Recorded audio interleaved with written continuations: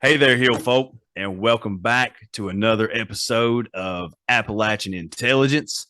We're so thankful that you guys can join us again here for another week, for another episode. Thank you guys so much for all the love and support that you put into this show, for all the social media reactions and comments and the sharing of the show around with people. The show's really growing, and it's all because of you guys. It's all because of you Hill folk. It's nothing that we're doing. We're just the same three idiots that sit in front of the same computers every single week and just talk BS. That's what we do. So if it wasn't for you guys, we wouldn't be growing. We wouldn't be getting to the places that we are, and we wouldn't be talking to the people like we are today. Today we are talking. We have another very special guest. This guy is a poet of the paranormal, a maker of the macabre, a scribe of the supernatural, and a correspondent of the creepy, head writer of the horror anthology series, The Grey Rooms. Yep, y'all are getting some more Grey Rooms. Arthur Unk. Arthur, how's it going, man? Oh, bro, I'll drink to that. I'll tell you what. I got my German ice wine here. I'm gonna finish it off for y'all. That was cheers, bro. Hey, cheers. I don't have the ice wine. I just have a propel, but look, we'll cheers. We'll drink to that. That's Hell weak. yeah. I drank the shine with you, brother. That's You know what? One more just for you, Ryan.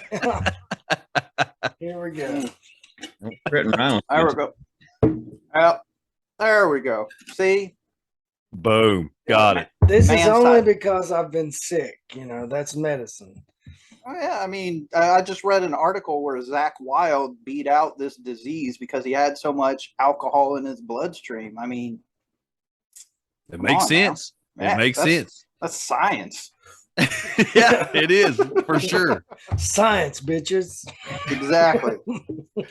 So, Arthur, we are incredibly excited to have you on here today. We're appreciative and thankful that we were able, of course, the Hill folk out there, and as well, that we were able to have a conversation with Cassie Petit, the creative director of the Grey Rooms and Grey Rooms production.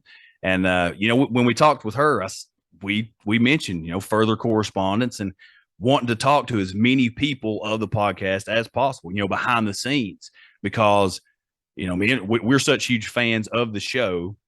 And as we were talking before we started recording, anytime as a fan of something that you get the opportunity to sit down face to face with the creators of this thing, it's awesome. It's you feel like a little kid meeting your celebrity heroes and all this stuff, because this is what I take in. This is the media that I take in, is podcasts. I rarely watch television. I listen to some music here and there. It's podcasts. That's what's going in all the time. So when you're able to talk to these people, it's awesome. So we're super thankful to have you on here today. Let's jump in a little bit, and I've got a couple questions right off the bat. Oh, absolutely. That's what I'm here. I'm here to answer every question. Yes, that's what we're going to ask you every question. If I was an athlete, I would give out my signature until the last fan went home. I'm here to answer every single question. Yes, that's what I'm talking about. So, how did you get started as a writer, in writing? Because I follow you on Twitter. I read some of your poetry and some of the stuff that you put there, and it's fantastic. So we already know the Grey Rooms and how great these stories are. Your poetry is awesome. What got you started into writing? Well, basically, it came from a conscious decision. I didn't know what I wanted to be when I grew up. And so I took a real hard look at myself, and I was like, what can I wake up every morning and be proud of, what I've done? Well, when I did that, I was 38 years old when I did that. So, Hill folk, I'm telling you, if you're 38 and you're waking up and today's the day you decide what you want to be when you grow up, you can still do it. I'm living proof. Writing has always been a passion. It's a creative outlet. I can't sing. I can't dance. I can't draw. And you're like, but I can write. I was always a good conversationalist. I always loved stories. I love reading stories. I love telling stories. And it's just getting that translated into, I don't know, something where other people could enjoy it. So, I mean, that's where it all started from. And I was fresh to the game. I didn't know what was going on. So I just started submitting to everything. I bet you in my first year, I submitted over 300 different pieces of either poetry or writings or whatever. And I'll give you one guess on the first thing I ever got published. What genre? One guess. I'm gonna say horror. Horror? Yes. Next, Justin, what you got? I'm going to go. Got romance. Oh my God. See, I knew Lance was. That's what I was going to say. Romance. Yes. The very first thing that I ever got published, it was on this little online magazine site called Spill Words. I wrote a story called The Gamble. And it was about a guy that kept seeing the same girl in this coffee shop every day. And he decided to shoot his shot. 150 words. Guy just shot his shot. Spill Words loved it. They picked it up. They remind me every year. It was all over after. I was like, well, I guess I'm a romance writer now. And I just started writing romance because that's where I got my first success. Yeah. Romance turned into erotica, which led me down a bunch of crazy paths that I don't think we should get into at the moment. Had to pull back from that. It's a crazy world. I love had to literally pull out. I could just see you seeing those images as you were saying it. Whatever you're imagining, it's way worse. Way worse. I actually had a couple people be like, whoa, slow it down. I'm like, I'm just so excited. They're like, we can tell. We're back just a little bit. So I bounced from that into science fiction, wrote a few little science fiction pieces, and then I got into horror. The very first website to give me a shot at horror was an online magazine called The Horror Tree. And the people at the time that ran it were very, very gracious to me. And they were like, hey, write us a drabble. And I'm like, what the hell is a drabble? And they're like, it is a story that is exactly 100 words. I'm like, challenge accepted. And I was writing it, and they're like, it has to have a beginning, middle, and end. I'm like, too easy. I sent them 24 in my first year that all got pushed through them. I became the drabble king. Just all these horror drabbles, just dude. I was cranking them out. I was like Stephen King Jr. You know, I was like, Dean Koontz, eat your heart out. I'm gonna be famous. And yeah, it led to Brian Black, the season 1 and half of season 2 author of the Grey Rooms, reaching out to me on social media and like, hey, we're starting up this new podcast called the Grey Rooms. Would you write a story for us? And I was like, hell yeah, I can write a story. What do you want? And he's like, just send me a story. 10,000 words later, I sent him a story. He's like, bro, this is great. Can you cut it down a bit? And I'm like, yeah. What how short you need it? He's like 3,000 words. I'm like, got it. I'll edit out 7,000 words. Got it. This is on Ice Station Bravo, by the way, my season 1 story. Oh yeah. So I edit out 7,000 words, cut it down to about 3.5. I could do 3.5. I couldn't do it all the way. Wow. 10 hours before the deadline, he goes, bro, this is great. Can you write it in first person? If you can get it to me before this time, you're in.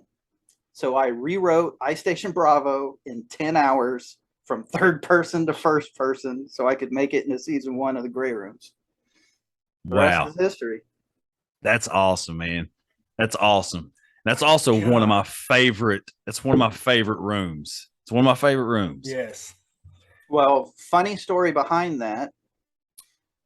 The reserves have these little 2-week drills that they do called annual training.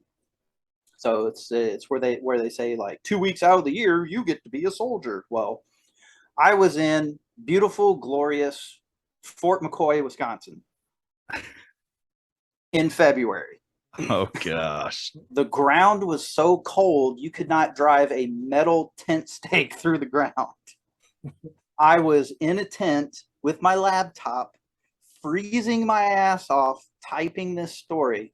And if y'all listen to it, it's cold. It's cold in that story because I was cold.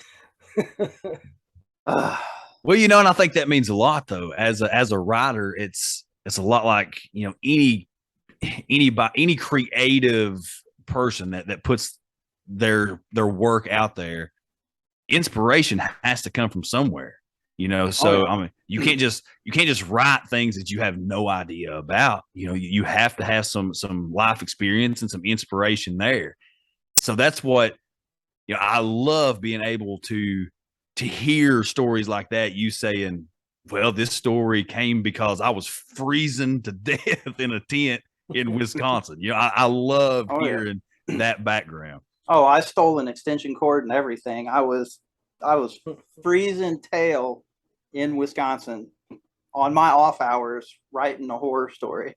Wow. So. Wow. That is awesome. Arthur, I've got a question for you too. This is probably just totally my ignorance on this whole concept of putting out your content stuff that you write. You said you're just firing off emails, firing off stuff that you wrote wherever you could see it, just shotgunning it wherever. What did that entail? That just you saying going online and searching up who was accepting pieces to write now, and you just firing off emails? Like, how did you even know where to start with sending that stuff out? There are 2 keywords that if you want to be an author of anything, there are 2 keywords that you need to search for. Those words are open submission.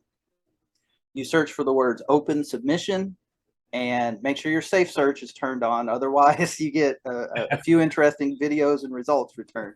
Now we know where the erotica came from. Yeah, I mean, yeah, it's a whole other conversation. As Justin's often saying, that's a whole other show. Yeah. Okay, that's a whole other show right there. It's a whole other podcast.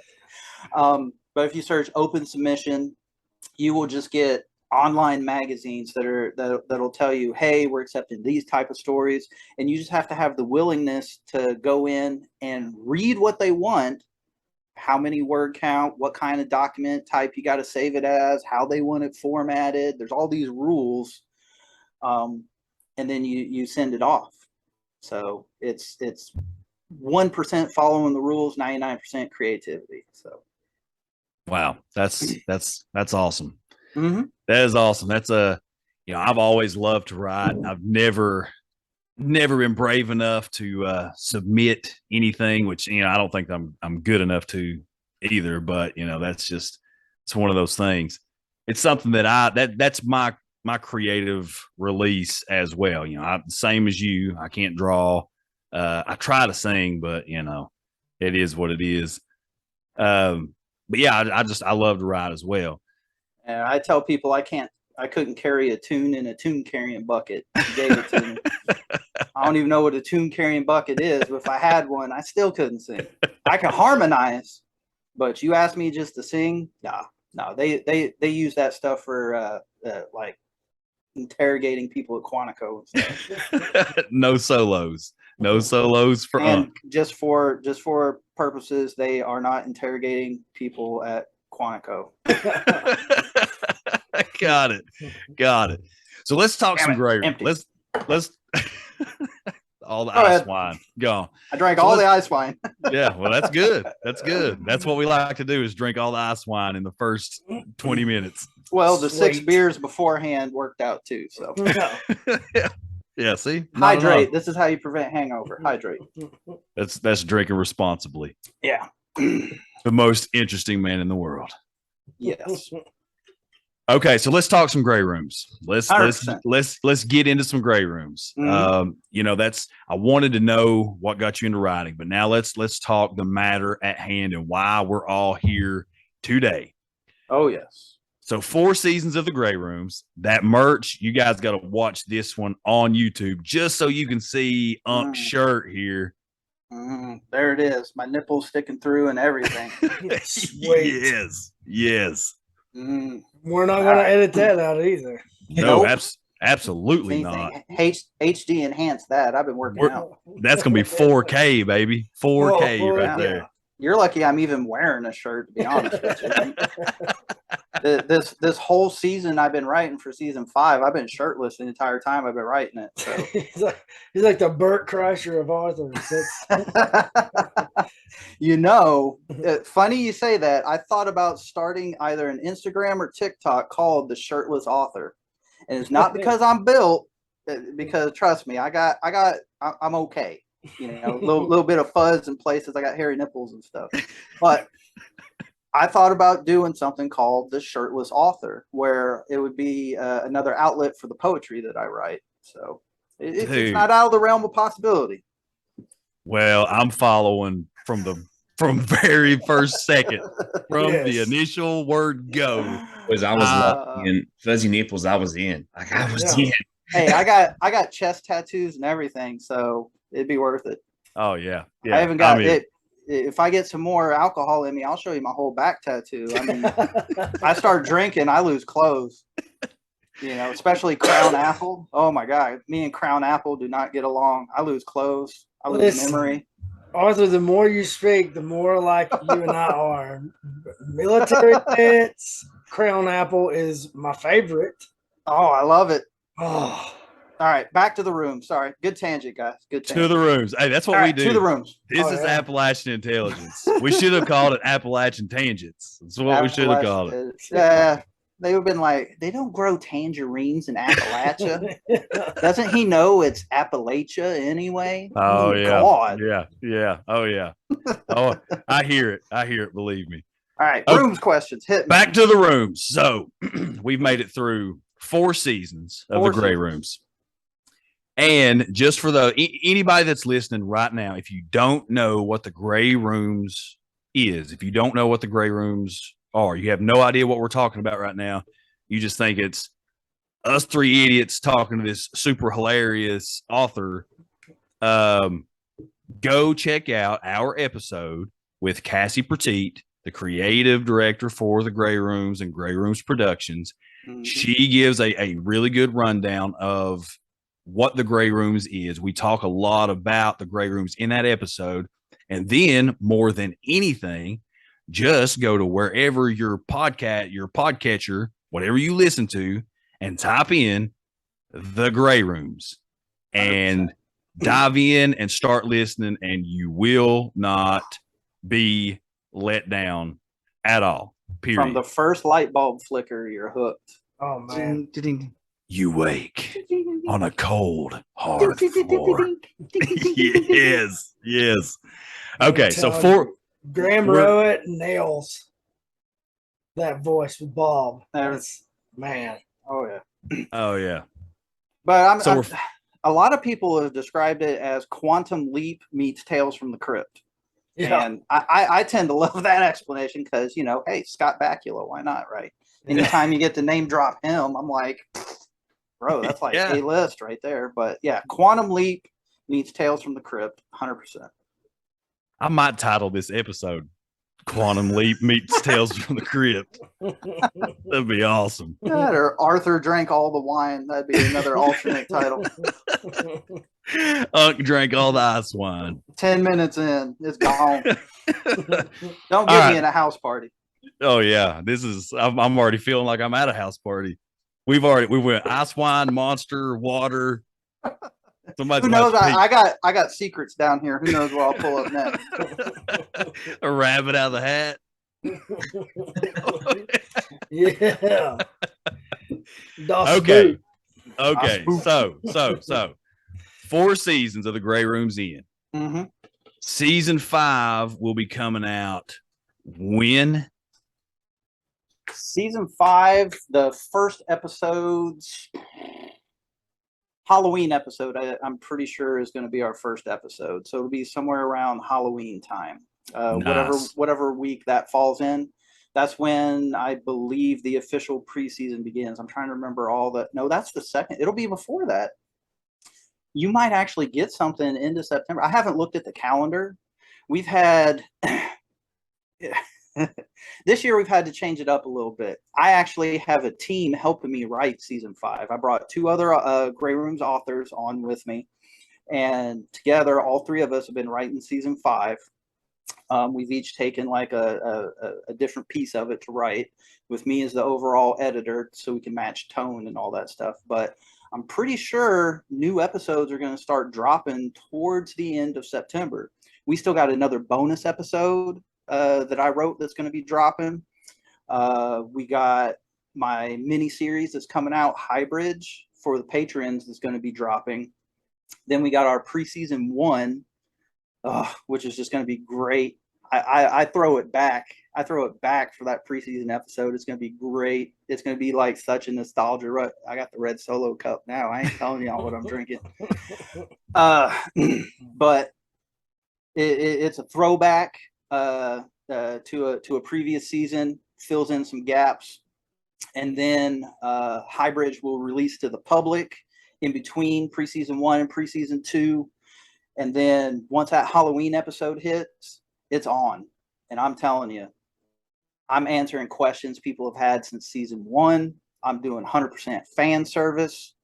There's even going to be pieces and portions where I don't know if y'all know who Cries is. Oh, yeah. But we're going to have several episodes where we're going to be inside that lady's head. Oh, Some of wow. her inner thoughts. Oh my God. Oh, Now, she's a psychopath anyway. That's Yeah. I've got some. Oh, go ahead. Go ahead, Lance. Go ahead. I want to know where in the world man has this many voices, characters, storyline. Has it been floating around in there forever? Is this just one of those things where once you opened up Pandora's box, it just came flying out? Is it? I mean, where did you? Because I mean, that's a lot of stuff going on there. That it's just I have full disclosure recently just started listening, right? So I'm not as far into this as these boys are. I'm hoping to get to the end of season 4 by the time season 5 drops. That's my plan. There's just so much crazy that's coming out. I mean, where does it all come from? All right. Well, the origins of the rooms began with a dream that our Lord and Savior, Warden Jason Wilson, had. Praise be to Jason. He had a dream, and it was about, a guy in a room, and Cassie told you all the story. I'm just rehashing it here for people who might not have heard that episode, but Rehash Jason, it, brother. Yep. Jason had this dream about a guy trapped in a room where he had to make a choice, and he had to go through doors, and there was this malevolent being following him. Well, that translated into season 1 of Grey Rooms. And it started with a combination of Jason Wilson and Brian Black. Both those two got together and started hashing out this world. And they were just working on it. Everybody was doing stuff from their kitchen, their living room. It was very fly by night. It had a very, it's not as polished as it is today. But it was very raw. It was kind of like that first album from that band you love, like Korn's first album. It's just raw. It's just nasty. It's in your face. It's all the emotion. You don't know if you're going to have another season. You're just putting everything into it, and it's Hail Mary. You throw it up, and you just pray for a touchdown. And boy, I tell you, we scored the touchdown, and we got the 2 extra points afterwards because we went for 2. So touchdown, 2-point conversion. Then with season 2, we recovered the onside kick and ran that back for a touchdown. But there was an event that happened with the original writer, Brian Black. He ended up having some medical issues and had to step away. I still try to keep in touch with Brian where I can. As far as I know, he's still doing well. still doing the stuff with his medical recovery. Then we brought in a secondary writer, Michael Zinke. Now, Michael, he's a consummate professional, right?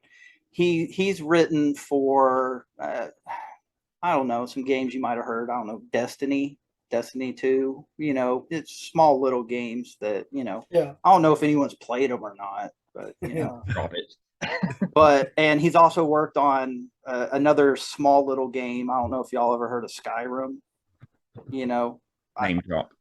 or Elder Scrolls Online. I don't know if you've ever heard of either one of those two, but you know, so he's a big Sounds deal. familiar. He's a big deal. That's what I'm saying, right? He brought a level of professionalism to the writing and took this idea that Jason and Brian made, and he started it just like reforging it, right? Remolding that clay, putting it back in the fire, being like, okay, here we go. He amped it up, right? He finished off season 2 and he wrote all of season 3, right? And season 3, in my opinion, was one of season 3 was just the best. The storytelling was on point. The voice acting was on point.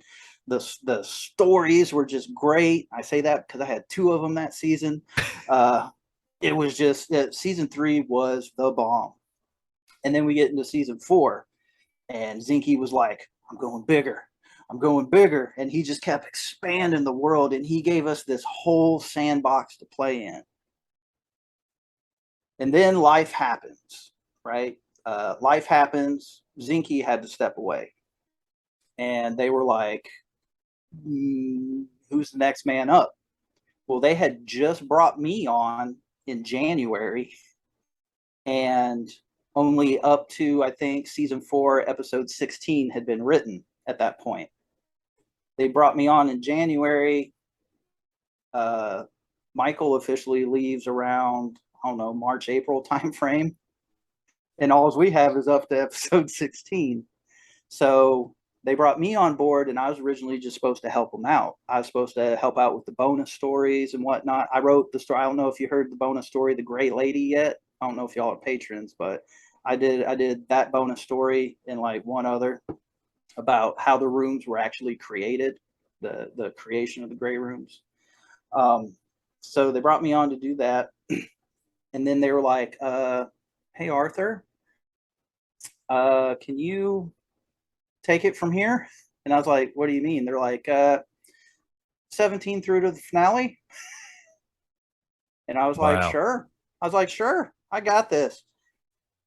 I was on military orders at the time. So I was in beautiful Fort McCoy, Wisconsin again on military orders. And I was like, yep, time to start drinking.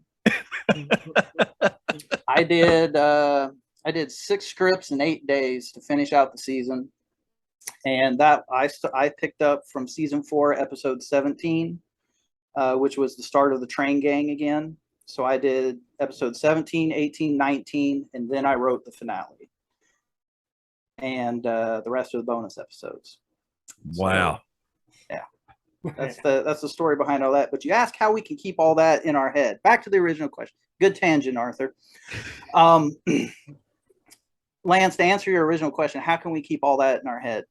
I was a season 1 author and probably the first OG super fan. I was sitting with a notebook taking notes from season 1. I was putting pieces together. I was active on their Discord boards in their Hall of Spoilers. I'd be like, you know, they'd be like, oh, what do you think's going to happen next? And I would just lay out, this is what's going to happen. And what do you know? I had a 95% accuracy rate. The reason I think that they hired me is that on season 4, Brooks wanted to get back into doing his Brooks Bigley. Praise be to Brooks. Great man. You need to talk to that man. He'll inspire you. But Brooks wanted to get back into doing Behind the Door, which is kind of like our behind the scenes with the author. And I had written a preseason episode for season 4. I wrote Dead Air, which took place in a radio station. Got to do a lot of really cool things with that. And I got to be on with another author, Tori Miller. And Brooks just asked me, he's like, so Arthur, based on what you know from the previous seasons, what do you think is going to happen in season 4? And I just let loose in that interview. And I think I didn't stop talking for like 12 minutes. And at the end of it, Brooks was like, huh, that's interesting. And we moved on to another thing. Well, I didn't know it, but he went into the admin boards and was like, who the hell has he been talking to? Which one of you guys spilled it? Arthur just laid out like our entire season. I don't know if I can put this episode out. And he pushed it out there, and it turned out that the only reason I was as accurate as I was because I got to write the ending. So I don't know if that's the way it was originally supposed to end, but you know what? I was given the ball, and they said, "Run, Forrest, run," and I was like, "Yes, sir." Well, no, that is which with Cassie, it's more like, "Yes, ma'am," because she has the whip and all that. She beats me. Don't tell her I said that. She'll listen. She'll listen. I'm sending this clip straight to her. Yeah. Cassie's our homegirl. She got here first. I mean, I can't. That's all I can say. Yep. She is the sticky glue that holds all of us together. She herds all of us cats. So all of us creatives, she's like, and gets us all together to do stuff. So she's amazing at what she does. Plus, now that I know which part you wrote, you are the one who killed Todd. No, 100% not me. That was episode 16. That was Zinky that killed Todd. I made the decision not to bring him back because there is nothing that pisses me off more than when a person gets brought back, because then it kind of cheapens the death a little bit, in my opinion. You know, it's kind of like Marvel movies now have the multiverse. And that just pisses me off because I'm like, that's just a cheap way to erase any mistakes if an actor messes up or you need to switch out. I'm like, that's cheap. If I kill somebody, they stay dead. Period. Well, you know, that's kind of like one of my favorite shows of all time with Game of Thrones. You know, that's what made that show so impactful early on was you better not pick a favorite character because as soon as you do, they're dead. They're gone.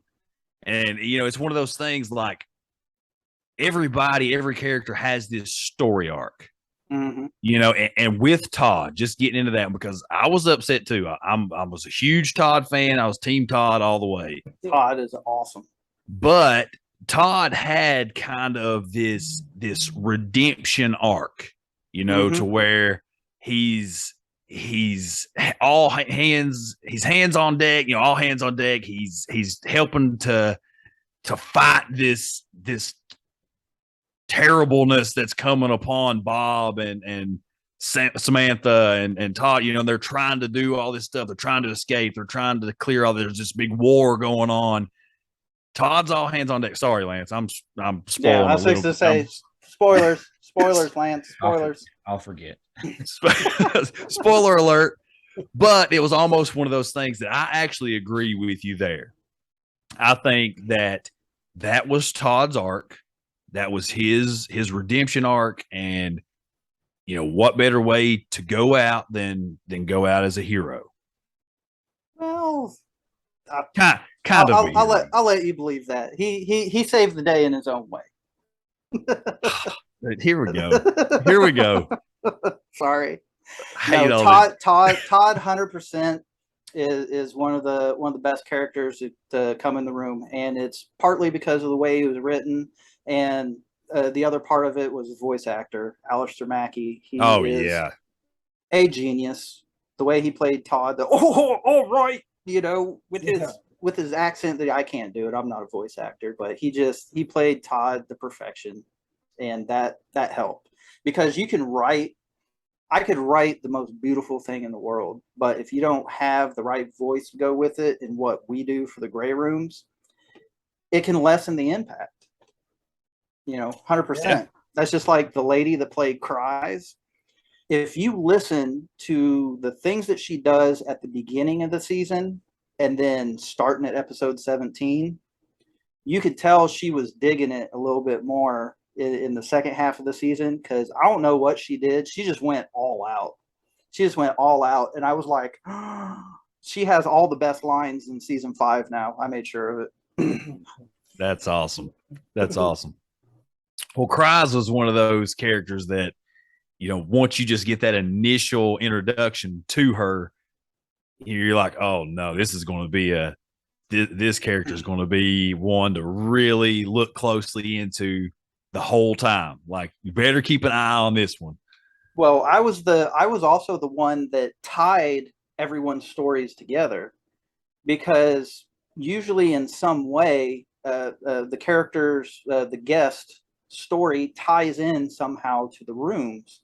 Well, in our first 4 episodes with the train gang, I didn't feel that their purpose had been knitted together yet.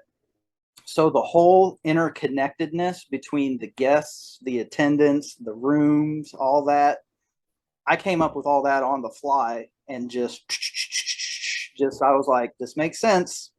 And I use the Occam's razor approach when I write. So go look that up, y'all. It's an important lesson to learn in life. You might have heard it phrased as, if it walks like a duck, talks like a duck, quacks like a duck, is a duck. Well, Bigfoot. Yeah, it's Bigfoot. It's the what is it? The wood booger. Yeah. That's it. But no, we are. I know that you can't really say a whole lot about season 5. Sure, I can.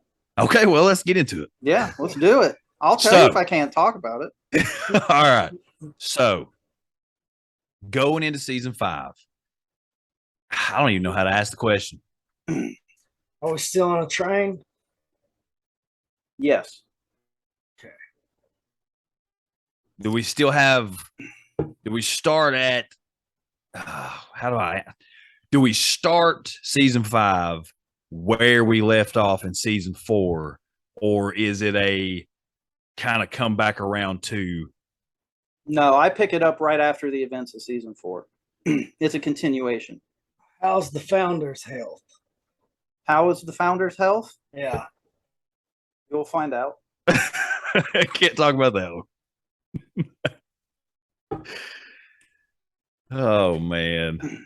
Oh, man. Joe Stofko, by the way, is one of my favorite voice actors. He's if you do a little research on the person that does the voice of Belial, that's who we're talking about. He's been around in radio since like 63. Oh, wow. I'm like, bro, my mom was born in 62. And you've been in radio since like 63. I'm like, that is nuts. Like, all hail Joe. This one's for you. God, I might make it to the end of this interview. I'll slow down. I'm excited. When I'm excited, I drink, and it's right there, and I'm like, me and Ryan are gonna be gone. Yeah, me and Lance had to finish this episode out. These new gummies aren't mixing well with this. You'll be. Stay with us, Ryan. Don't go to the light. I'm starting to get rosy right there. Look at you. That's just color. You just got color. That's all. You fine. Hang in there. Little blush, little rouge. That's right. All right. Keep it Okay. going, man. I'm loving it. Keep it going. No, I'm loving it. Another Gray Rooms question for you, Arthur. Mm-hmm. Any chance in season 6 there could be a story about 3 podcasters that like just get mutilated by some cryptid, alien, anything? I heard rumor that there is a story that's going to be probably a preseason or a bonus story that will be about 3 podcasters that hear about all this lost silver. But when they go into the Mammoth Caves to find it, they're going to run into the wood booger, and it's not going to end up well. Yes, that is freaking awesome. I'm just saying that maybe. That's a strong possibility. I've never been so excited for the possibility of dying in a story. Permission to use y'all's real names, or you want me to change it? No, absolutely. Use real names, real likeness, name of the show. You just have to get permission from Mama, and I'll make it happen. Oh, we're good. Permission granted already. Granted. There we go. Cheers to you. Cheers. I had to fake that. So, like, if she comes back and watches at any point, I'm like, I talked to you. You saw it right there. Since you mentioned, babe, go ahead, Lane. Woodbooger, Arthur, this is a totally non-gray room question that wouldn't be Appalachian Intelligence if you didn't ask. Thoughts on Bigfoot? Well, I think I sent y'all a picture that are my thoughts on Bigfoot. My father had the lovely Bigfoot search shirt on, which y'all had. I don't know if you showed it. I don't know who checks y'all's social media, but I did. I do all the social media. You do all the social media. So you saw the picture. I was at my son's first football game with my dad, and he wore his Bigfoot search shirt, and I was like, bro, I gotta send. I know 3 guys that are gonna love this, and I immediately took the picture, and I took that specifically for y'all. As far as that particular type of cryptid, there's something out there. I don't know what it. Yep, there it is. The Bigfoot. Yep, there it is. Official Bigfoot search team. Yep, 100%. As far as that particular cryptid goes, I believe that there is something out there. As to what it is, I haven't exactly made up my mind yet, but all signs point to yes. There's too much out there that cannot be refuted. What ruins it is people that are out there trying to cash in and fake stuff. There's just so much fake stuff that floods the market, and it just, for some reason, squeaky wheel gets the oil, and somehow these people know how to be that squeak, and people get so wrapped up in it, and news media and everything's so quick to jump on stuff, and it just it's depressing, really, because it's like there's something out there and y'all are just muddying the waters. Stop it. Just leave it all alone. You know what I'm saying? Just leave it alone. Let the people that are out there, do some honest research. Stop sending them on these wild goose chases. I mean, it's out there. I'm just like y'all. I'm waiting for that definitive proof. Yeah, I'm in y'all's camp. I want to believe, but until I see a little bit more hard evidence, it's not so circumstantial. I have to remain on the side of we'll see. Yeah, same here, buddy. So, what I got for y'all? Let me pull it up here. My mouse died on me. Holy cow! I got a second monitor here going, so I don't forget any of this cool stuff. But I actually found a ghost story that was in the Bible. And I didn't know if y'all were aware of it. It is 100% legitimate. And as far as I am aware, it is the only ghost story that's in the Bible. I told y'all I was bringing you to church. Hey, yeah, we're ready. We are ready. And Justin, I already know you're just like my corgi, man. Your ears are up. You're ready. I mean, I got right to the camera, right to the mic. Ryan is worried because he's like, oh Lord. He's like, please tell me this is not true. This is just something you made up. So the history behind this story is I took a class called Bible as Literature. That's basically what the class was about. That wasn't the exact class name, but it was, instead of looking at it from a spiritual standpoint or a religious standpoint, it was looking at it from a pure literature aspect. And through all the studies, as far as I'm aware, this is the only ghost story in the Bible. So if y'all, welcome to the Church of Unk, please open your Bibles to 1 Samuel chapter 28, verse 3. And basically what this is talking about is it's time during Saul. right? Saul and Samuel. So Saul is about ready to get his butt handed to him by an army, right? And he's worried. So somehow, in a strange twist of fate, Saul is going out and he's trying to find himself a medium. So where does he go? He goes to visit Endor. So somehow Star Wars is connected to all this too. So I don't know. So he goes to Endor and he searches out a medium, right? And Saul's all disguising himself and everything because Saul just laid down this decree that's like any spirit or medium or whoever, you're going to get executed, you're going to get thrown out of the country. And now he's scared because God ain't talking to him, his prophets ain't talking to him, and he's like, I need help. So Saul seeks out this medium. And I'm going to pick this up at verse 10. It says, Saul swore to her by the Lord, as surely as the Lord lives, you will not be punished for this. Then the woman asked, whom shall I bring up for you? Bring up Samuel, he said. When the woman saw Samuel, she cried out at the top of her voice and said to Saul, why have you deceived me? You are Saul. Because now she's scared because she's like, oh no, I just did this. And the king said to her, do not be afraid. What do you see? The woman said, I see a ghostly figure coming up out of the earth. What does he look like? An old man wearing robes is coming up. And this is Samuel. Samuel talks to Saul. This is a medium, a person, you know, crystal balls and all that, summoning a ghost, a dead thing, a person that has died from paradise. Imagine getting ripped out of heaven to talk to some king and be like, why ain't anyone talking to me? So you can about imagine how the conversation goes. But this is in the Bible.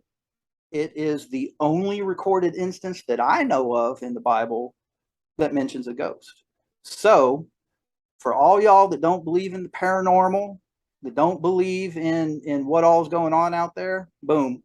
If you believe in the Bible, guess what? You have to believe in ghosts now. Sorry, it's in the Bible. 1 Samuel 28. Look it up. Verified. Just blew y'all mind right there.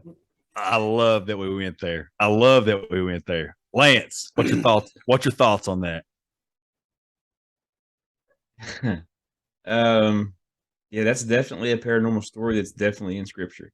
The basis of you can look at this two ways, right? You can look at it from a scriptural standpoint of what's the lesson here spiritually, what's the application as you read scripture.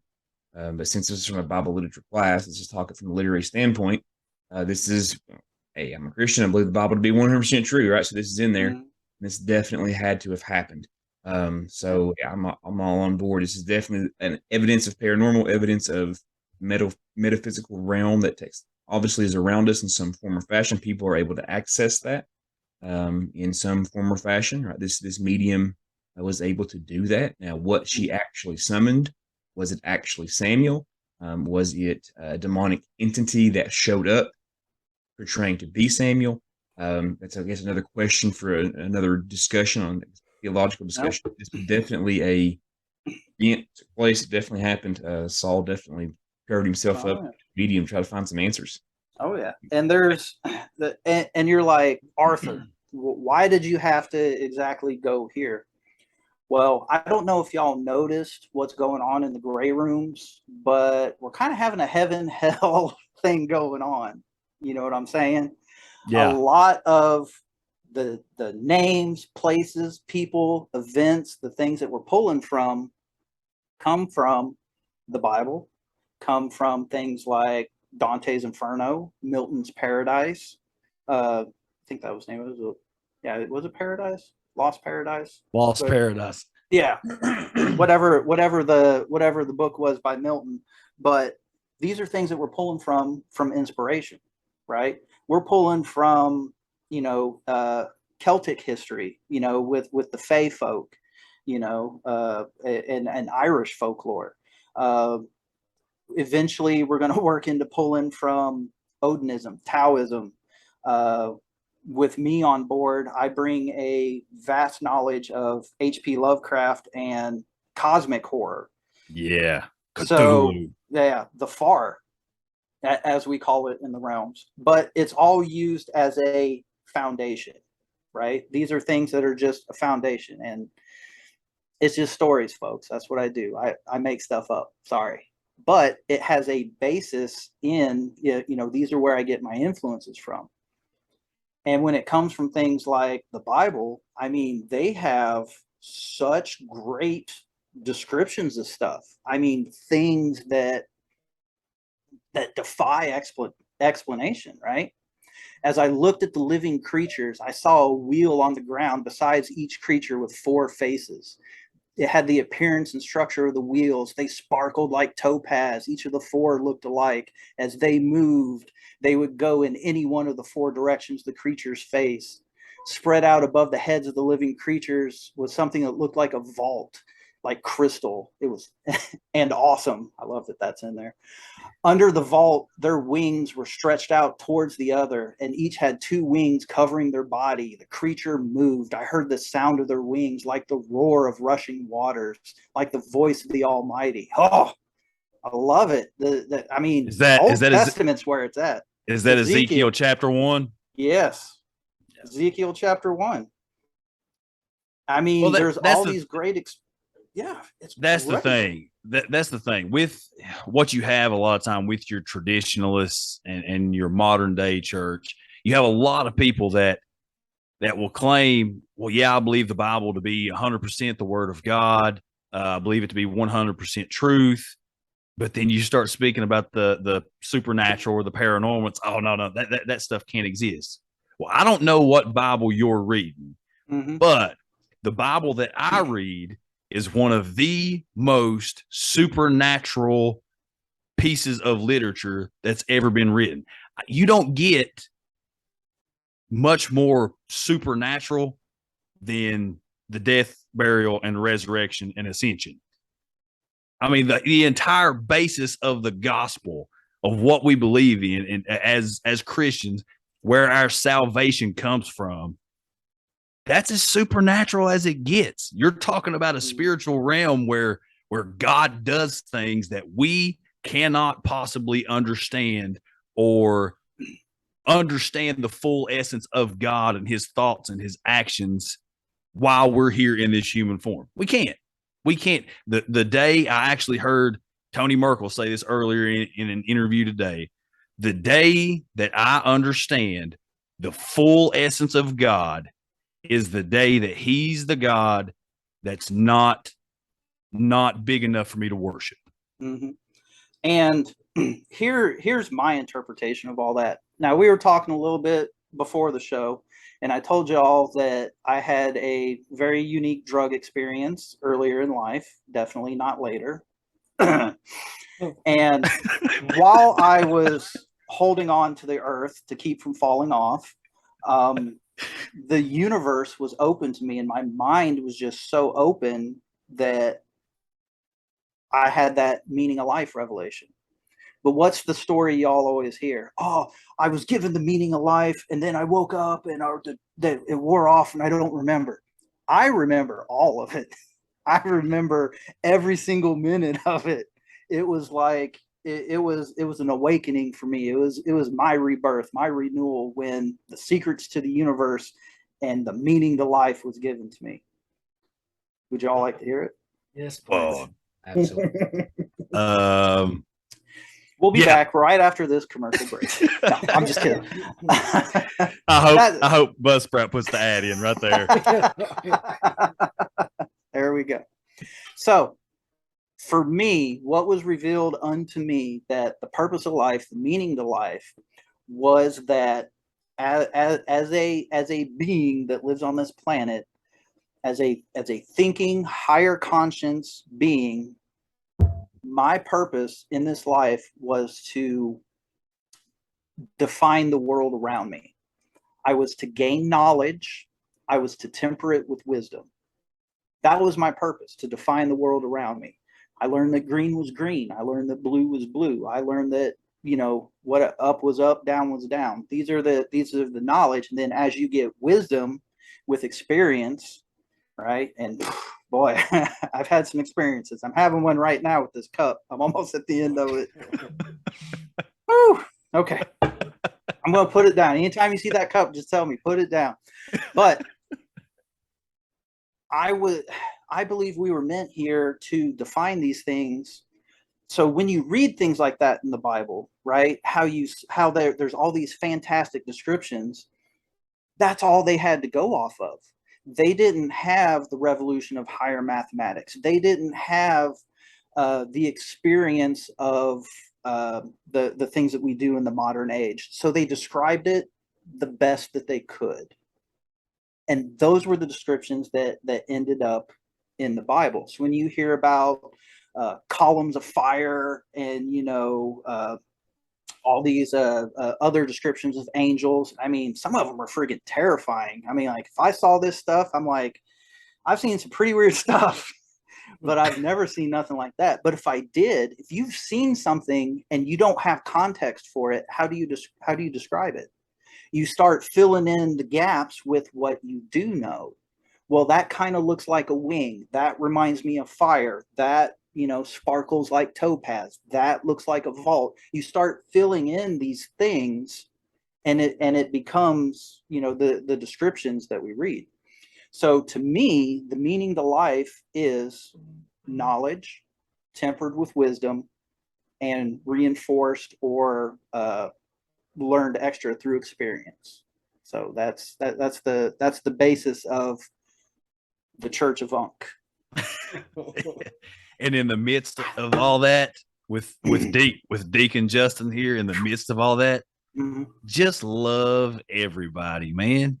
Just no love doubt. everybody. Just love everybody. Don't be a dick. It's gain the knowledge. Because Dude, that sounded just like Stephen Kyle right there. We should have just brought in Stephen Kyle on this one. Kyle said, here's the moral basis of life. Here's my motto. This is how I try to live life. Exactly. Don't be a dick. Yeah. Too easy. Don't be a dick. So I tell my kids all the time, it costs you nothing to not be a dick. It doesn't cost a penny just to not be a dick. Yeah. And Dick Meadows, we ain't talking about you, pal. You can be you. You be you 100%. all day, every day. They still grow. 100%, Still grow the finest. Yes, 100%. I'm right on board with y'all. That's a running joke right here. We had a guest come on here, and his name was Dick Meadows, and we had a really good time with that name. Really good time. I couldn't stop. Why not? I couldn't stop picturing a farm with just like fake dicks everywhere. Yeah. I mean, phallic farms. I mean, go for it. I mean, that writes itself. I think I saw that movie the other day, actually. Oh my God. That was the inspiration for his new erotica novel coming out. So I went to get these new gummies the other day, and the vape store I go to locally, she started selling a little bit of everything now. It's kind of like a novelty store as well. Well, used to, you could go in and there's a 600 milligram nerd rope right on the right-hand wall. I walk in there today and there's all these adult toys and these strap-on things. And I'm like, what the hell? I hope that's not what I have to eat. Yeah. I don't want that.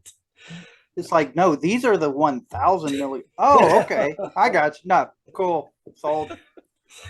So that is an excellent segue into topic number 2 of what does Arthur Unk believe in, and how else can he expand y'all's minds today?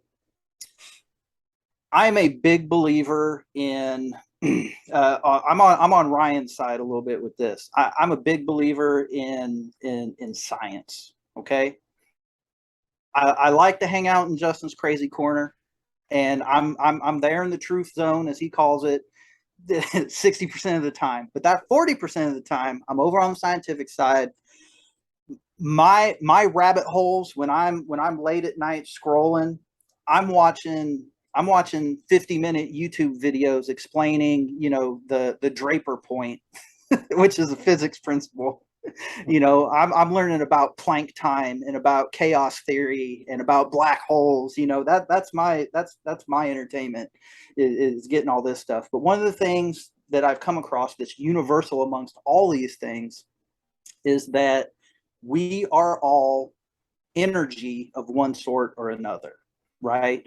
We are the stuff that we're made of, right? At first it was just the things that we could see, right? And then all of a sudden we could see molecules, and then the molecules were made of elements, and then the elements were made of, you know, protons and electrons. Then we got smaller and saw that the protons and electrons were made from quarks, and now we're seeing that quarks are made from, you know, I mean, it's just it's insane the details that we're getting down to. But when it all comes down to it, we are an energy. And I'm a big believer in the energy that you put out into the world is the energy that you get back. And when we pass away from this life, when this shell fells us, and our spirit, our soul, our energy returns out into the universe, you know, I firmly believe that it goes out into the universe. And if you've lived a good and positive life, you go out and you put that positivity out there into the universe. And when things are remade, part of that positivity can come back into whatever else is made. It could be an animal, it could be a plant, whatever, but that positive energy that you put out there remains, which led me into Nikola Tesla. You guys could do a whole episode on Nikola Tesla, which I don't even know if y'all done yet, because like I said, I'm only up to the Granny Witch episodes. But Nikola Tesla did some crazy stuff with like resonance and his oscillators, and finding out that the vibrations that things operate at. So when it comes to things like paranormal, right, that is, to me, the paranormal is just a collection of energy. And some people vibrate at higher levels than others. Like Justin, you probably vibrate at a way higher level than Ryan does. That's why you've had the experiences that you've had. Loved hearing your stories about the paranormal experiences that you've had. I'm sorry it had to happen to you on some of them, but I was just glued. Like, I'm glad I wasn't driving, because I probably would have crashed into something. I was just so hooked into the story. I hope I never have a diaper genie fly at my head. Yeah. Um, You don't want that. But with all that being said, there are different energies out there, right? There's different places where the energy is just different. Sometimes the energy in one place can be different because more energy was put out into that area. Maybe it's weaker there for some point. Don't even get me started on dimensional physics, you know, going all the way into like the 10th dimension and stuff, because I'll go there if you want me to. But I'm just saying, it's just, I'm a big energy guy. And it comes back to, a lot of it is starting to be proven by science. We are a collection of energy going along doing its thing, and my cup is empty. So Arthur, just to piggyback on that question, because I think it's a fascinating way to look at things. Mm-hmm. Where did the energy originate from? That's what we're all trying to find out. What do you think? What do I think? Yeah, I haven't really. You got to at least have maybe a little bit of a theory or an idea, maybe, or just no clue at all. When it comes with on my particular journey, I'm not worried so much about the origins, just the fact that I recognize it. The fact that I'm able to recognize and have it make sense to me in its own way. Now, I'm not saying this is a stone cold belief. Y'all ain't shaking me off of it. I imagine y'all have seen the movie Dogma, right? Kevin Smith movie Dogma. Yep. Beliefs can be dangerous. That's why I like to have ideas. Because why? When I'm presented with new information, I'm like, you know what? That 100% makes sense. I'm on board with that. You've convinced me, or there's evidence that is there, and I'm like, you know what? You got it. I've challenged it. I've rolled it around. It makes sense, and that's what I roll with. So I have a collection of ideas that help me get through life and create these stories that I write, and I use it all of it in my stories. Yeah, you hear us probably say a lot. as you go through these episodes. There's not too many hills that we'll die on. Yeah. We're always ready to hear any Oh, idea, yeah. any postulation of a theory that might come up that may reshape the way we think about things as well. Oh yeah, because I'm not out here trying to convert anybody. I'm just trying to put positivity out into the universe. And part of the way that I do that is I'm an entertainer. You know, Yeah. I have been given a gift to entertain. And the fact that I recognize that and that I'm putting forth effort into it, I mean, who knows where it'll take me? I mean, here I am talking with my boys. God, That's I love it. y'all. That's it. We Oh love my you, God. man. It We ain't love It ain't because of this either. And it's not because of this. And it's not because I'm just no, I loved y'all before I came on the show. As soon from episode 1, I knew you were good people. And I was like, I may be from the Midwest because I hang out in the most horrible state in the world. I hang out in the most horrible state in the world, but I still have love for y'all because I realize how similar we are in the way we think, in the way we go about life. And Yeah. I just, from day one, I was like, yep, those are good people. Well, dude, we appreciate it. We really, really, really do. And we love, that's the thing. Like we were talking before we started recording, like we say on here all the time. It's all about building the tribe, man. It's all about sitting down and having the conversations and finding, a lot of people say, getting like-minded people. I don't even care if you don't have to be like-minded. You don't have to think like I do or have all these same opinions that I do. That's why this show and other shows out there is so important to just sit down and have the conversations. We may not agree on everything. We may not agree on anything, but when it's all said and done, when it's over, it's going to be a great conversation. I'm going to tell you I love you, and I bet you there's going to be a relationship built from this. We're going to message back and forth. There's going to be stuff going on where I'm going to be like, Arthur, this episode was fire, bro. It was fire. That's awesome. And you'll obviously say, well, Justin, that last episode of Appalachian Intelligence was fire too. I mean, obviously. I mean, we're not going to tell you what to say, but whatever my favorite episode is, it was the last one. Yeah, that was my favorite. So far from what I've listened to, my personal favorite episode that I've listened to so far, like I said, I'm 3/4 of the way through the Granny Witch story, but the one right before that, where you were talking to the lady that owned the hospital on, I think it was the Chapel Hill Hospital. Was that it? College Hill. Yeah, College Hill. College yeah. Hill. Yeah. Dude, that lady, I was like, oh, I kept waiting for her to say, bless your heart. I was like, she is so nice. Why does she own this demonic hospital? I was like, this poor lady. She owns a gateway to hell and she don't know it. And people pay money to go there. Wait till you get to the Tessa episode. Oh my gosh, I've listened to the Tessa episode and your most recent Silver Mine episode. So those I do when y'all drop one, I listen to it, but I'm slowly catching up. But Tessa was telling some of her stories, and I thought, oh, this poor soul, she's so nice, and she's had some things happen to her. Now she is vibrating at a whole different level than Justin is. Yeah, like there's something about people that because I'm real big into binaural tones. I don't know if y'all have ever heard of that, but it's either a tone or a sound set to a specific frequency.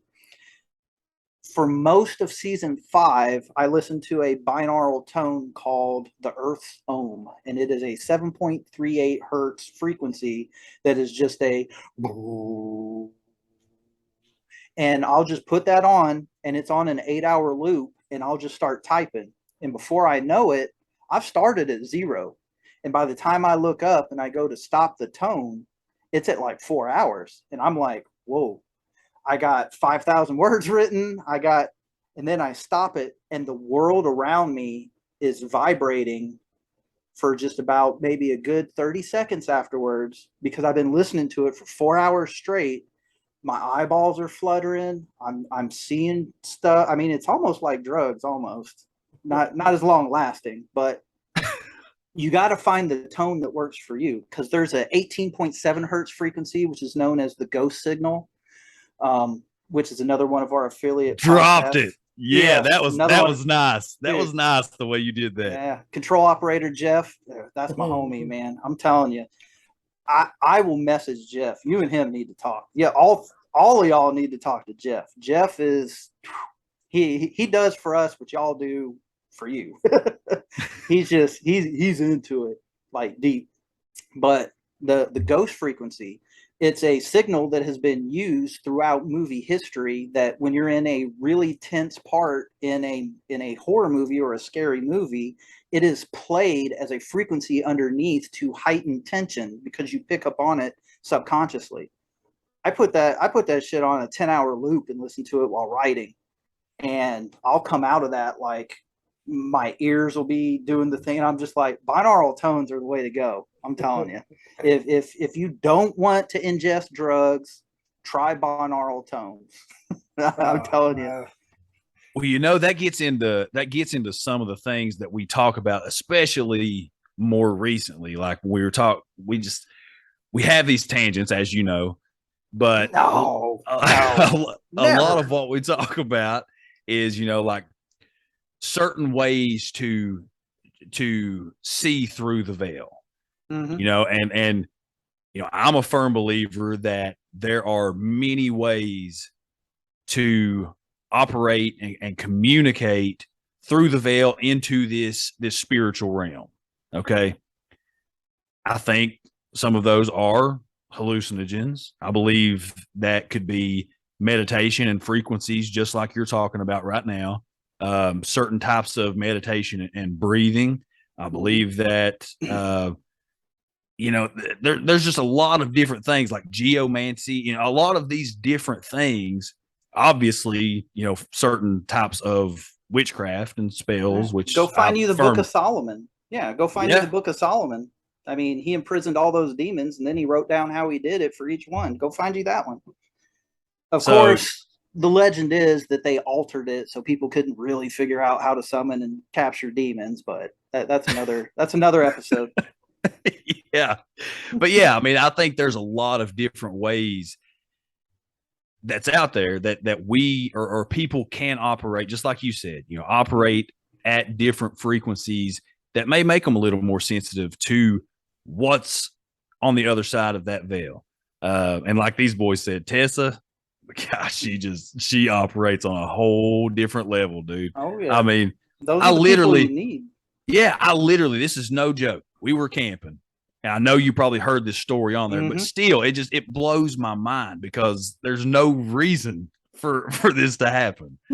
But there's this street light at the campground, and I've watched it. My camper was there for a month. I stayed quite a bit. I'm watching this street light because me and Ryan were talking, and we were talking some of these stories that Tessa was telling me. I was trying to relay them to Ryan because he wasn't right there while she was telling the stories, but he was at the same campground that I was at. So I'm trying to relay these stories to Ryan. We're standing under this streetlight, actually picking up cornhole boards that we had out playing cornhole earlier. And while I'm relaying some of these accounts, these stories, the streetlight starts acting up. Well, of course, Ryan, the first thing he says is, it's a glitch. It's messed up. It's just doing that. I said, okay. So I just let it go. Yep. Sometimes you just can't argue with Ryan. I had no evidence, no proof. So I was like, yeah, you're probably right. Well, I watched that light. I watched it for the next 2 weeks. Well, just so happened the night, me and Connor go do this investigation in Thurman, West Virginia. We come back. We're standing out there talking. Tessa comes over. Her mom's over there. We're all talking. And, I have this little SLS camera app on my phone where it just, you look around and try to find these humanoid figures that pop up or whatever. So we're playing around with that, and Tessa says something.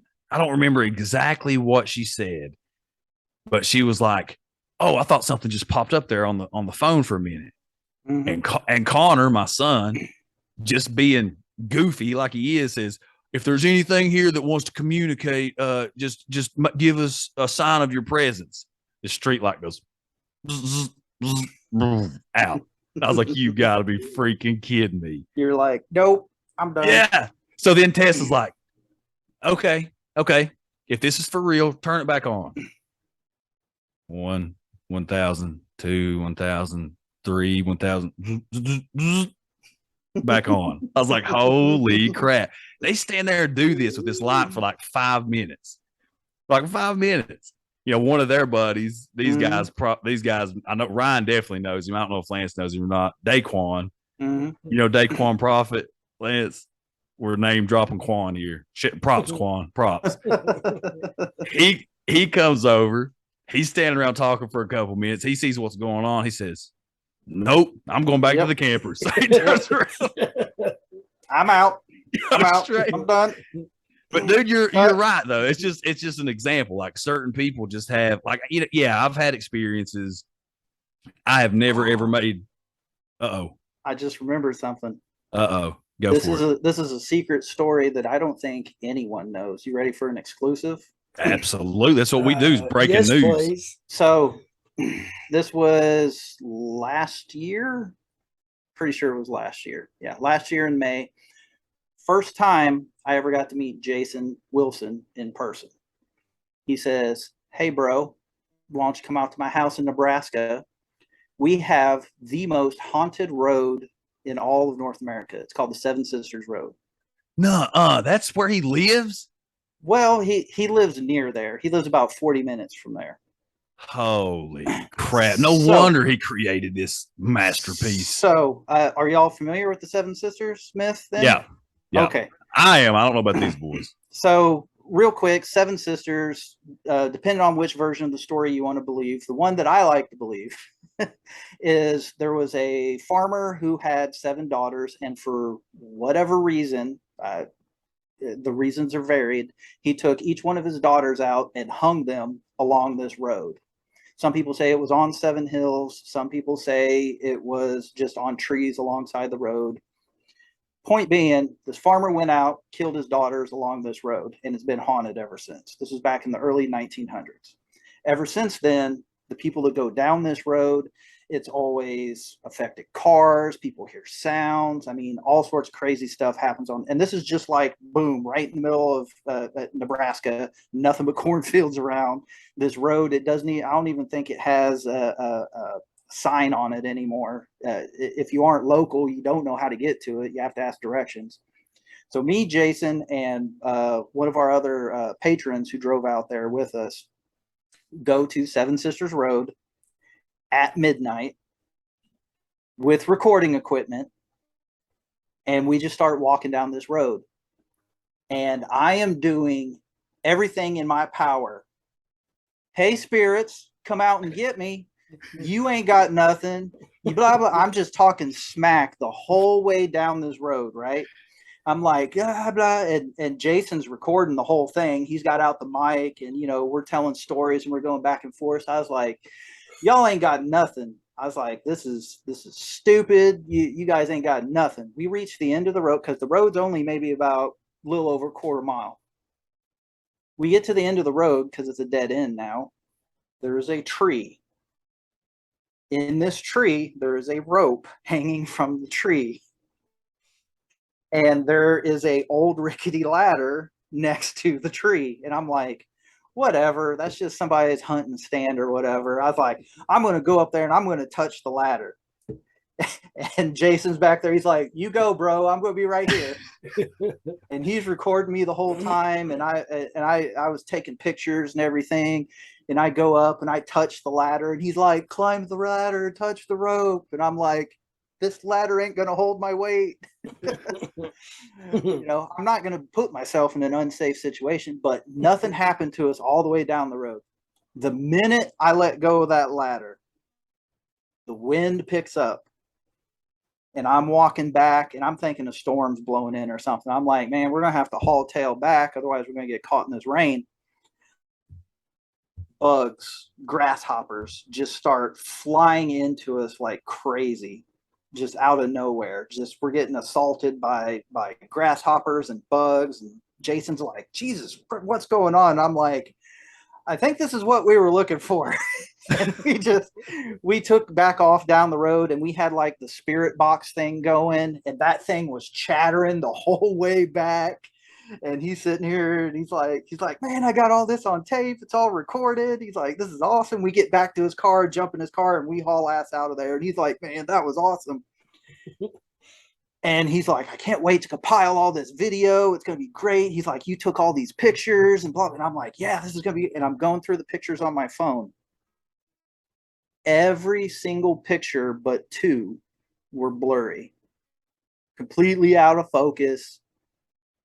The only one I got was a nighttime shot looking across the field with the moon out, and a shot of the ladder with the rope. And I'm going to try to find it, and I'll send it to you. Oh, yeah. And those were the only 2 pictures out of like the 200 that I took that was in any way recognizable. Well, a couple days later, because Jason's like, I'm going to put this out for the patrons. It's going to be awesome. You were talking smack all the way down. You got attacked by bugs. This is awesome. I messaged back to him. He's like, bro, you're not going to believe this. The video didn't record anything, just a buzz. What? The video equipment did not work at all. It was showing that it was recording, like everything was working properly while we were looking at it. And he went back to pull up the files. It's just all a buzz. You can't see anything. You can't hear anything. And he's like, I can't put this out. He's like, it's nothing. Holy shit. And I'm just like, well, whatever. We'll do it again. This time we're coming back at 3 o'clock. I'm going to carve pentagrams into the ground. I was like, we're really going to tempt fate. I'm going to pee on that ladder. I want something to happen. If this spirit's going to come out and end me, I want you to capture it on video. I was doing everything. I was inviting possession. I mean, I was doing all the stuff they tell you not to do. I'm like, take over my body, blah, blah. In a way it did, because I hauled ass out of there, but yeah. All right, Dennis, you got 15 seconds. Man, exactly. That is wild. That is wild. That's crazy. So back to the gray rooms. back to the gray rooms. Oh man, I can't wait. Lance, how are you going to title this episode? It has been, you could just call it Arthur's Tangent. or the roller coaster. I don't even know. Brother, I'm praying for you. I don't even pray, but I'm going to pray for you when you try to think of the title for this. Appalachian Intelligence, great intelligent uncle. Unc's gone crazy, y'all. Yeah. No, man, this is what we love, dude. This is what we love. We love these conversations. We love, and again, like we were talking earlier before we started recording, because my boy Unc here, he was raring to go. Look, Monica made up some awesome chicken casserole and mashed potatoes and corn and all this different stuff. I went and jumped in the shower real fast after I ate. I come back in here. I was getting everything ready. Well, you boys know I got a real bad stomach, okay? And especially before I sit down and start interviewing, I'm like getting a little bit nervous. I've just wrote this intro to Arthur Unc. I don't know how he's going to be. I don't have social anxiety, but I just got to prepare myself. So in preparation, I had to go to the little boy's room. All right. I'm sitting down there, 8:40 rolls around, boop, email. Arthur Unc enters the waiting room. I was like, oh boy is ready to go. He's ready to go. I got instantly pumped. I was like, I got to hurry. I got prairie dog it, Frankie. That's the military in me. If you're not early, you're late. If you're on time, you're late. So I love I'm it. drinking I an love empty cup, y'all. I mean, love it. look at I'm- this. I'm I thirsty. barely I'm got thirsty. anything left. I'm thirsty. It's so good. So Here, good. Once it touches here, the I'm lips. gonna. You know what would freak you out right now is if I went like this and I pulled back a mason jar, and then he didn't have one. The rest. I should have. If y'all We just- should have prepped that. I would have put Man. water Dude. in the bottle. Man, you'd been. I'd been like, "Can I have some of that?" And I would have reached for it. And I would have. Dude, that would have blown people's minds. Next interview. Teleportation. Yep, we'll do Next interview. We're setting that one up. We're setting that one up. that. That would have been so awesome. It would have Oh. been. Oh, It would have been. it's good All right, times. Arthur. Before we break off on any more tangents, Mhm. because I love. Anyway, I didn't even finish what I was going to say to begin with. I got totally 100%. sidetracked. Go. Good tangent. All right, go. Yeah. So, like we were talking about before we started recording, was we love or I love giving the hill folk, the people, whoever decides that they want to listen to this show, I love giving them an idea of the person behind the content, because it's easy to say, hey, go listen to the Grey Rooms, check it out. All right. And yeah, the content is awesome. But when you become fans of the people that are putting the content out, and you get this little glimpse of this is who this person is. And I know it's hard to get a full determination of somebody's character or who they are in an hour and a half, 2-hour interview, whatever. But it's still a good little peek. Mhm. Like, it's a good little peek as to what somebody's about. And there's nobody that's going to listen to this episode and not know Arthur Unk is the life of the freaking party. He is a good time. Okay. So whenever you guys hear all this macabre and the gruesome deaths and details and all these things that are happening in the rooms, now you're going to picture this dude behind it. This dude behind it that is trying to take on possession on Seven Sisters Road and then running away from grasshoppers. I don't like bugs, y'all. I don't like bugs. Demons. You put Beelzebub himself in front of me. I'm like, bro, you're fat. Move. But you put a grasshopper in me, I will scream like a little girl with a skinned knee 10 times out of 10. All right, man. But to shine a little light back on the Grey Rooms. And this has been a great conversation, though. This has been a blast. To shed some light back on the Grey Rooms. If you had to make a hype video for season 5, if you were narrating a let's get the people fired up for season 5, a synopsis of highlighting what is going to get the people going, how would you do that? And go. Do y'all remember from season 1, there's been a side character that has been in the shadows for so long? I'm talking about the snake. Yep. I can see some head nods from people that know. It was first introduced in season 1. You heard it. You heard it in season 2. Came after Samantha. You heard it in season 3, right? Todd let it into the room for some reason. Beckett was supposed to be trying to find it. Yeah. Season 4, there was a bonus story where we heard the snake speak. Y'all are going to find out exactly what the story is with the snake. Oh, man. Samuel's been talking to Beckett since season 3. We're going to find out about Samuel. Nice. I have lined up a character who is going to play God. I have a character lined up who is going to play the Son. I have a character lined up that is going to play Lucifer. I am not fooling around with season 5. I am answering questions that have been around since season 1. I'm fan servicing like a mofo. Cries has all the best lines, 100%. It's just whatever crazy thing you think is going to happen, I almost guarantee it's going to happen. And then I'm going to give y'all narrative blue balls, and you're going to have to wait till season 6. Nope. That's the title for the episode. Narrative blue balls.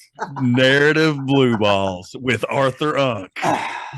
This is another thing I can tell y'all. For the first time in the show's history, the entire narrative is written.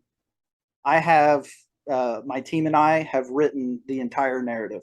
It's done. It's in the bag. It's just waiting to be recorded. Every narrative story is written. Every door story, the anthology stories that are the companion pieces, edited, just waiting for voice actors. The entire season is written and done and just waiting on production for the first time in the show's history. If that don't get y'all hyped, I got nothing for you. And my new mini series is going to be included with that. A just totally side thing from it has a rooms connection, but I mean it's a total side story. I don't know what else to tell y'all. The gray rooms is growing. We got the gray rooms. We got the ghost signal. We just signed on TJ Hodder and the Hodder Show. What's up to all the hotheads out there? A great guy from Canada, has one of the most fantastic podcasts. We have another anthology podcast that we just signed on called the Baseline Feed. These are people that have all been affiliated with the gray rooms in one way or another that we're starting to bring. You know how like when one person gets famous and it brings everybody else along? That's what we're doing. You know, it's not riding at the coattails. We're not giving handouts. We're giving hands up. You know what I'm saying? We're like clasping onto the wrist and saying, let me help you come up here with me. You know? Yeah, that's huge, dude. That's Go huge. Signal, TJ Hodder Show, Baseline Feed, the Gray Rooms. That's 4 different ways that the Gray Rooms, which we're in LLC, I didn't know if you knew that, the Gray Rooms Productions is an LLC. We're a family. It's a family podcast. We're doing nothing but growing. Yeah. So excited. So pumped. I need something to drink. Damn it. Well, dude, I'm pumped too. I'm pumped too. Guys, we're talking about a podcast, just the Gray Rooms alone is 2 million downloads plus. I'm talking 2 million plus. Now, to put this in perspective here, the show that you Hill folk are listening to right now, I just put on social media earlier today because I was super pumped because we got 5,000 plus downloads in the month of August. Okay. Just in the month of August. That may not, especially comparing it to the Gray Rooms here, that sounds like pennies on the dollar. And it is pennies on the dollar. But when you're looking at it from my angle, and y'all know me out there by now, I'm a stats guy. I'm constantly looking at the numbers. It's growth. And major growth.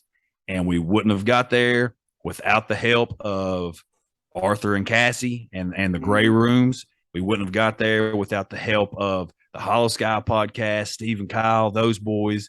We wouldn't have got there without, well, I mean, especially them dropping our name dropping our show on the Confessionals podcast with Tony Merkel. I mean, come on. That's huge. Like again, building this tribe, just like you're talking about right there, Arthur. Yeah. Not giving people handouts, but a hand up. Yes. That's what we keep getting to from all of these different people. And I will never, ever be able to put into words how grateful for that we are. And we really, really are. But again, that's not what we're setting out to do. You know, we're not setting out to turn this show into the Joe Rogan experience. I mean, would that be awesome? Absolutely, that'd be freaking awesome if that was the benefit from it. All we want to do is have the conversations. I thought you just wanted to push the song at the end of the show. Hey. That's why I keep coming back. That song at the end of the show, you've only mentioned that I know of once who did it. I'm telling y'all, you need to be like, stick around for the end of the show. This is who wrote the song. Dude, you guys had me going. I was Shazamming that thing. I was like, who is it? I was going nuts. And I had to wait like 3 or 4 episodes before he hollered his name. I was like, of course it's an original. I'm like, oh my God. I'm like, that guy is a genius. You need to holler his name out every episode. That's the real reason I come back. Brad really is. He's a genius.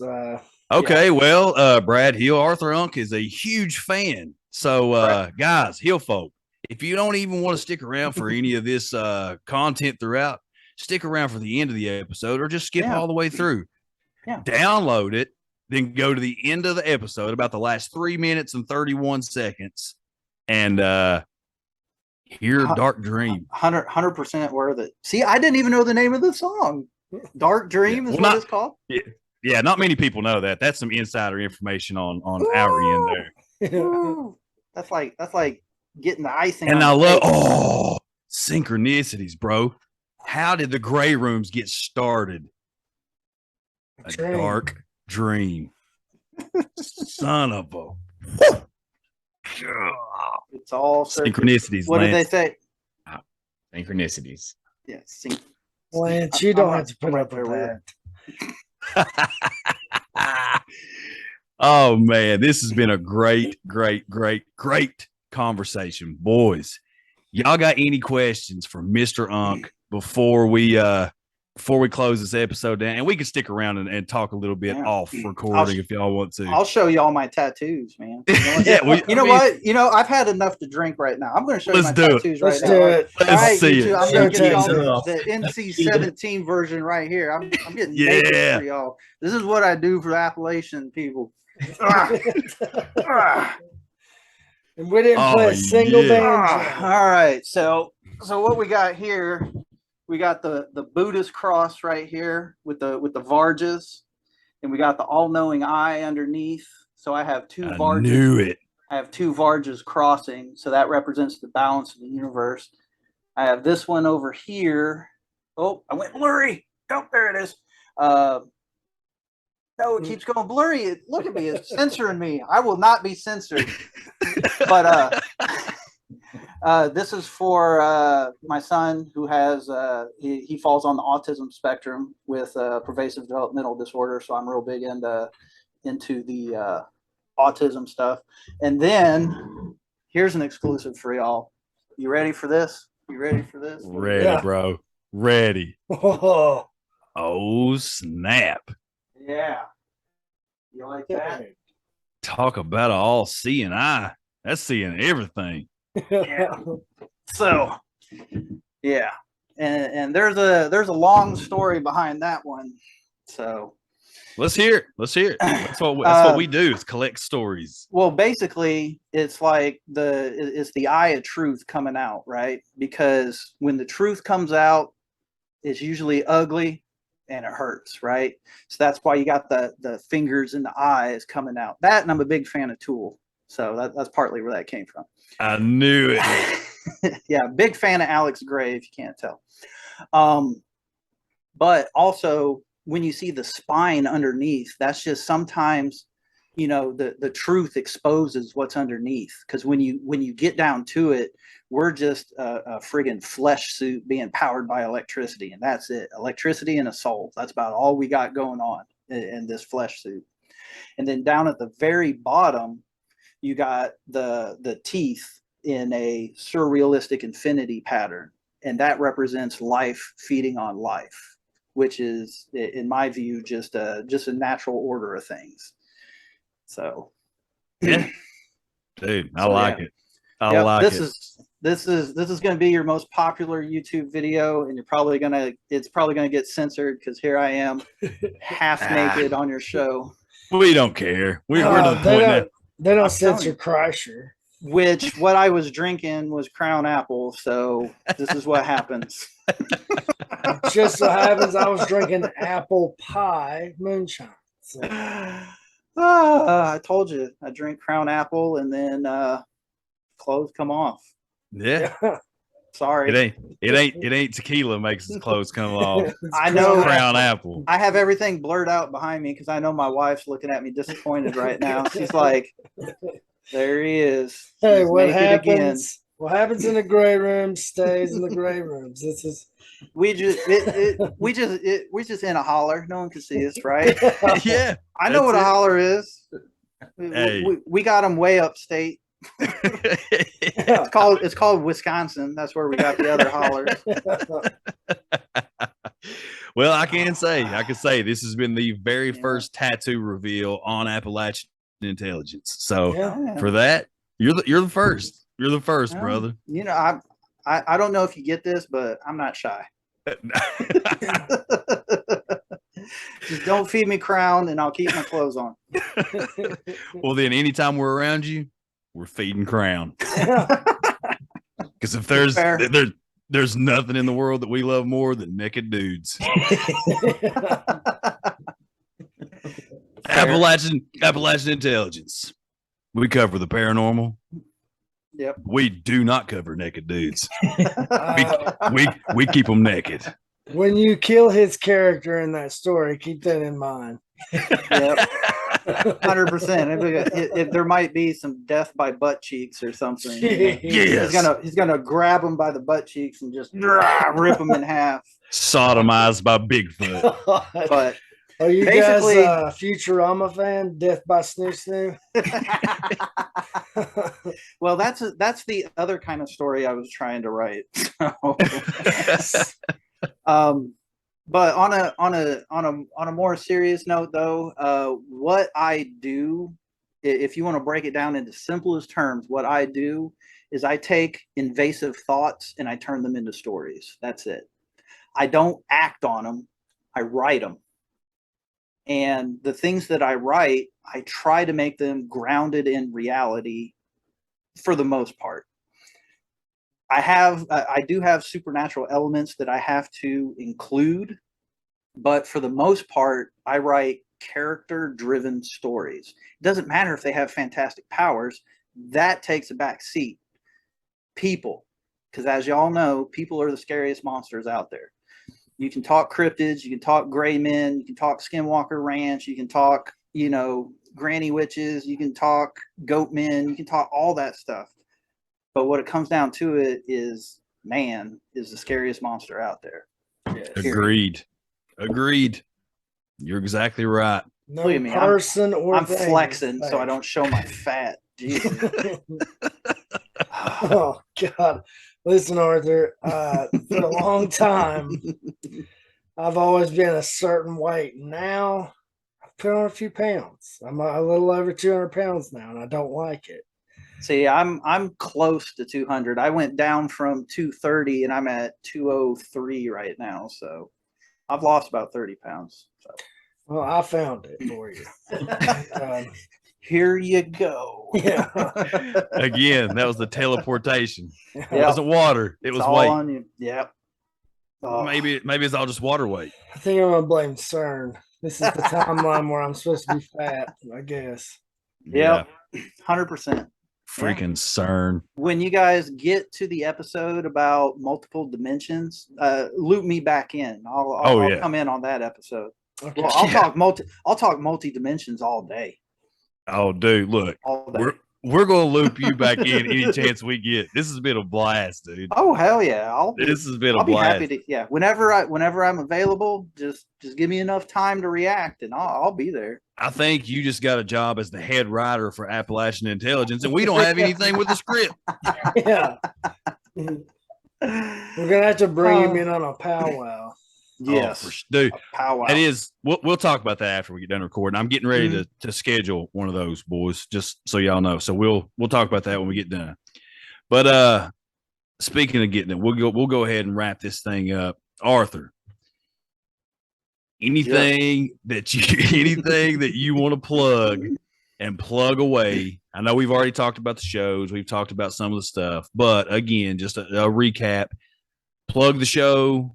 Plug where the hill folk can find it, and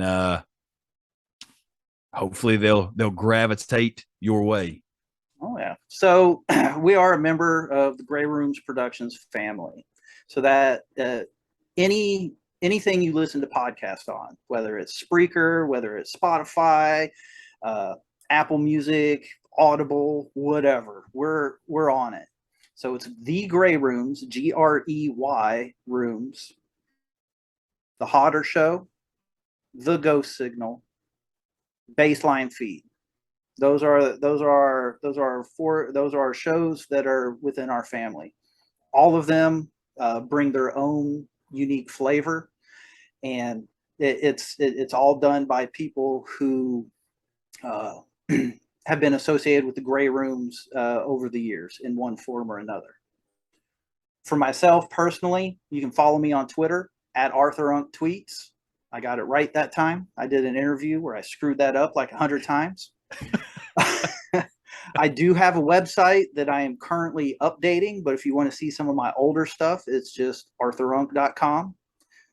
It'll take you. You can see some of my old writings. I got some stuff on there about my war experiences because I was in OIF 1 and 2 as a combat medic, so I did write some stuff about war, poetry, musical influences, things like that, short stories, rejected drabbles. I got all that stuff on there. That's about it. That's about all I got. Shout out to my narrative team. Zephyr and Dante, they've helped me out writing season 5. They got me. We've been steady writing since the end of May, and finally hit the end just a few days ago. So it's in the bag. Everything's done. So shout out to my narrative team. Thank you, Jason, for hiring me. Thank you, Cassie, for putting the whip marks on my back and keeping me in line. No, she really is a good boss. Thank you, Brooks, for all the interview experience that you've given me. I should have taken your advice and not drink during interviews, because now here I am half naked on YouTube. It's okay. It probably would have happened anyway. Yeah. Thank you, Tori, for being my writing accountability partner and manager for the Grey Rooms. God, I feel like I'm leaving somebody out. Thank you, Graham, for editing me, because you want to know who edits me. Graham is pouring through the season 5 scripts, and any changes or anything that need to be made, me and him collaborate on. So big shout out to Graham Rowett, who is my editor, which I'm like, oh, yeah. He's so so pretty. Can't believe I just said that. All right. It's okay. He's one of my favorites too. Like, and he's a huge Graham Rowett fan. Yeah, it's easier to talk about what podcast he's not in. So yeah, seriously. And just to blow you up some more, Arthur, you know, I have been listening to horror sci-fi podcasts for years. You know, you talked about it earlier. It is important, you know, the voice actors capture that character. But, you know, the story's got to be, you know, one of those that grasps me. And, you know, you can listen to a million episodes of a podcast, and then there's that one story. But with yours, man, it's every episode. I enjoy every episode. And that's why I love the Grey Rooms. You guys, the way you guys have structured it, the direction it's heading, it's awesome. I compare you a lot to one of my favorite authors, Brom. Mm-hmm. He's like, you know, he can create worlds in, you know, an hour-long Audible book. But that's what you guys do. That's what I love about it. I am just a product of playing Dungeons and Dragons in 1988. So forever DM right here. Oh, man. Well, this has been a lot of fun. Arthur, again, thank you so much for coming on here. We'll definitely have to do this again sometime. We'll get into the whole multiverse aspect. And, you know, next time we'll have straight conversation. We'll go Grey Room updates and dive into it, man. Yeah, we'll work on our teleportation. Yeah, for sure. For sure. But no, man, honestly, we thank you so much for being on here. We really do appreciate it. Absolutely. Heel folk. Okay, Justin, hang Yeah, on. yeah. One little teaser before we finish up. Yeah, Is that sure. Yeah. Is that Yeah. not Tease nothing it. to, do with, Ooh. nothing to do with the gray rooms or anything, but maybe a little teaser. People who have been hanging around this long that may be interested in some information I've got. Yeah. Yeah. 100%. Captain Benji that we talked about in the Swift Silver Mine. Yes. The gentleman I met this week is his 7th great grandson. And I've got some stories to tell at a later date. Is that one of those seventh sons, the seventh son stuff? We've got some stories to tell at a later date.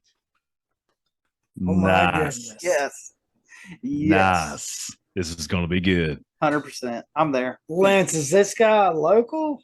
Yep. Like local enough we could talk Like him into local that going he's to probably our going to come on rock. podcast. He's wanting to come on the podcast. Absolutely. Well, Hill folk, with that, for all you Swift Silver miners out there, stay tuned. Yeah. And until next time, we'll see y'all later.